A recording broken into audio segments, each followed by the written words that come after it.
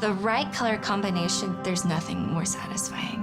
My name is Brittany Jepson, and I started a company 11 years ago called The House That Lars Built. I love working with Cricut. I think they placed an important emphasis on not just how the machine functions, but how it looks and how it feels. I think the dependability of having infusible ink is great. The colors are fantastic, the quality is great. The machine cut out these shapes, put them on, you just stick it like normal, you think it's gonna be like vinyl. And the beauty of it is that it's there, it's in there, and it's ingrained. Using infusible ink is gonna bring so much creative potential for statement pieces and beautiful home decor and just very practical things. So I find a lot of freedom from it because I can do whatever I want.